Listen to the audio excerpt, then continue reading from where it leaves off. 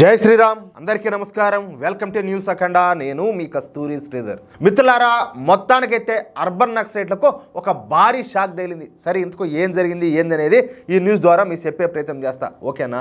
ఈ అర్బన్ నక్సలైట్లు అదేం విచిత్రమో కానీ మన దేశంలో పుట్టి, మన దేశంలో పెరిగి, మన దేశంలో చదువుకొని, మన దేశంలో పందులు తిన్నట్టు తింటా కూడా, మన దేశంలో జీవిస్తా కూడా పోయి చైనా సంఖ్యలు లాగుతూ ఉంటారు. చైనా కోసం మన దేశంలో పనిచేస్తారు ఉంటారు. ఇంతకంటే దిగజారుడు బతికింగ్ ఏదన్నా ఉన్నదా?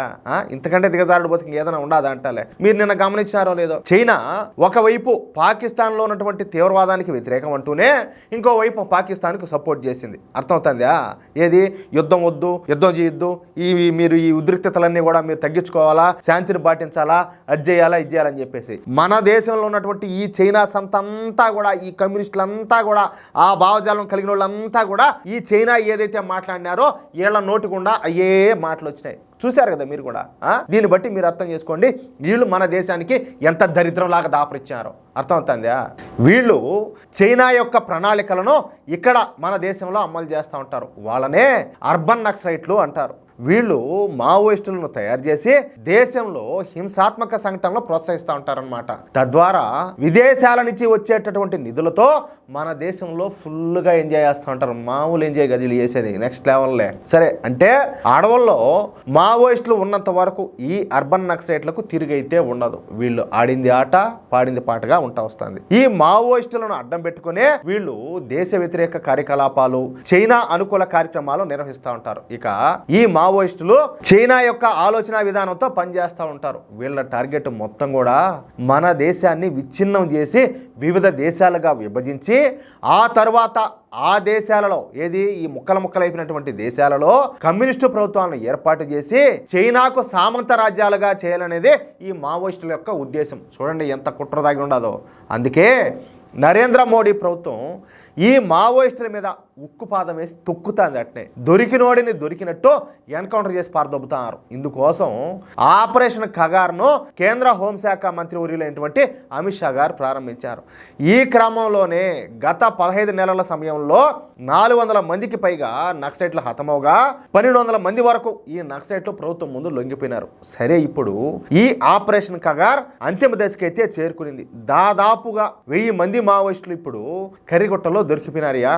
ఈ కర్రిగుట్ట అనేది ఛత్తీస్గఢ్, అదేవిధంగా తెలంగాణ సరిహద్దుల్లో ఉంటుంది. ఈ కర్రిగుట్టలో కొండలు, గుహలు ఎక్కువగా ఉంటాయంట. ఇక్కడ సాయంత్రం 5 అయితే చాలు, ఇక చీకట్లన్నీ కూడా అలుముకుంటాయి అనమాట. అంటే దట్టమైన అడవులు. 7 గంటలైతే పక్కన ఉన్న మనిషి కూడా కనపడ్డంగా. అందుకే గత 2 వారాలుగా కేంద్ర బలగాలు ఈ కర్రిగుట్టను చుట్టుముట్టి చాలా జాగ్రత్తగా కూంబింగ్ అయితే చేస్తున్నాయి. కర్రిగుట్టలో పెద్ద ఎత్తున ఈ సెర్చ్ ఆపరేషన్లు నిర్వహిస్తున్నారు. ఈ క్రమంలోనే నిన్న బీజాపూర్ జిల్లాలోని ఉసుటానా పరిధిలోని ఈ గుట్టలలో మావోయిస్టులు, కేంద్ర బలగాలు ఎదురెదురు పడినారనమాట. అంతే, ఇక ఇరువైపుల నుంచి గన్ ఫైట్ అయితే ప్రారంభమైందంట. ఈ క్రమంలోనే ఇప్పటి వరకు 22 మంది మావోయిస్టులు మరణించినట్టు తెలుస్తుంది. ఈ సంఖ్య మరింత పెరిగే అవకాశం కూడా ఉండాలి. అర్థమవుతుందా? ఇక ఈ ప్రాంతానంతా కూడా కేంద్ర బలగాలు దున్ని పారేస్తున్నారు. ఎక్కడ మావోయిస్టులకు ఏ చిన్న అవకాశం కూడా కల్పించకుండా కేంద్ర బలగాలు దూసుకుపోతున్నాయి. ఛత్తీస్గఢ్లోని బీజాపూరు, తెలంగాణలోని ములుగు, అదేవిధంగా భద్రాద్రి కొత్తగూడెం సరిహద్దుల్లో విస్తరించినటువంటి ఈ కర్రిగుట్టలలో గత 16 రోజుల నుంచి నిరంతరాయంగా ఈ కూంబింగ్ ఆపరేషన్ అయితే జరుగుతుంది. ఈ ఆపరేషన్లో దాదాపుగా వేలాది మంది కేంద్ర బలగాలు పాల్పంచుకుంటారనమాట. ఏది ఏమైనప్పటికీ వచ్చే 10 రోజుల్లో పెద్ద సంఖ్యలో మావోయిస్టులు ఎన్కౌంటర్ అవనున్నారు. అర్థమవుతుందా?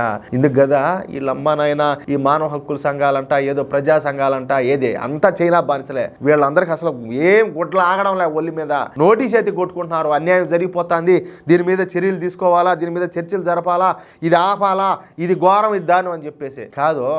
ఎప్పుడైనా కూడా పోలీసులను కావచ్చు, లేకపోతే కేంద్ర బలగాలను కావచ్చు, ఈ మందు పాత్రలు పెట్టి పేల్చి, లేకపోతే ఈ కాల్చి చంపి ఇవన్నీ చేశారు కదా. మనోళ్ళు కూడా చనిపోయినారు కదా, పోలీసులు కావచ్చు, కేంద్ర బలగాలు కావచ్చు. అప్పుడు మీలో ఎవరైనా కూడా ఇది అన్యాయము, ఇది దుర్మార్గము, ఈ మావోయిస్టులు ఈ విధంగా చేయాల్సింది కాదని చెప్పేసి మీలో ఒక్కరైనా కూడా స్టేట్మెంట్ ఇచ్చారా ఇది తప్పు అని చెప్పేసా? మరి అప్పుడు లేవన్నోళ్ళు ఇప్పుడు ఎందుకు లేస్తున్నాయి మీకు? కాదు, ఏంది ఇదంతా కూడా ఏం జరుగుతుంది అంటాలే. మనిషిని పుట్టినాక కొంచెం అన్నా అది కొంచెం ఉండాల, దేశభక్తి అనేది కావచ్చు, ఉండాల కొంచెం అన్నా కూడా నిజాయితీ అనేది. కాదులే, ఇంతకంటే దేశద్రోహం, ఇంతకంటే నమ్మక ద్రోహం, ఇంతకంటే గుడిసేటి వ్యవహారం ఇంకేమన్నా ఉండదా అంటాలే. ఇది మాత్రం ఖాయంయా. మొత్తానికైతే అమిత్ షా గారు ఏదైతే టార్గెట్ పెట్టుకున్నారో దాన్ని మాత్రము 100% పూర్తి చేస్తారు. ఈ ఆపరేషన్ మూలంగా అర్బన్ నక్సలైట్లకు చుక్కలైతే ఇప్పుడు కనపడుతున్నాయి, పట్టపగలు కూడా కనపడుతున్నాయి. వాళ్ళకు వచ్చేటటువంటి నిధులు తగ్గిపోతున్నాయి. అంతేకాకుండా ఈ మావోయిస్టుల వద్ద నుంచి లభ్యమవుతున్నటువంటి ఈ ల్యాప్టాప్లలో ఈ అర్బన్ నక్సలైట్లకు సంబంధించినటువంటి వివరాలు కూడా ఉన్నాయంట. అందుకే ఇప్పుడు ఈ అర్బన్ నక్సలైట్లు ఉచ్చబోసుకుంటానంటే, ఊరే స్వామి మన పేర్లు పెట్టుకొచ్చి ఇంకా మన బతుకులు ఏడగా ఆగుతారనైనా, వీళ్ళు మన లాడు ఊరికి వదిలిపెడతారు, ముందుగానే ఈ నరేంద్ర మోడీ మొండోడు మనల్ని కూడా జుట్టు పట్టుకొని ఆడ జైల్లోకి ఏడ్చకపోతారనో, మనల్ని ఏం చేస్తారని చెప్పేసి భయపడి సత్సారు. అది విషయం, అర్థమైందా మిత్రులారా? ఈ న్యూస్ కనుక మీకు నచ్చినట్లయితే ఖచ్చితంగా ఈ న్యూస్ నలుగురికి షేర్ చేయండి. అదేవిధంగా ప్రతి ఒక్కరు కూడా మీ యొక్క అమూల్యమైన అభిప్రాయాలను ఖచ్చితంగా కామెంట్ చేయండి. అలాగే ఇంతవరకు మీరు కనుక మన ఛానల్ను సబ్స్క్రైబ్ చేసుకున్నట్లయితే ప్రతి ఒక్కరు కూడా మన ఛానల్ సబ్స్క్రైబ్ చేసుకోండి, సపోర్ట్ చేయండి ప్లీజ్. జై శ్రీరామ్, జై హింద్.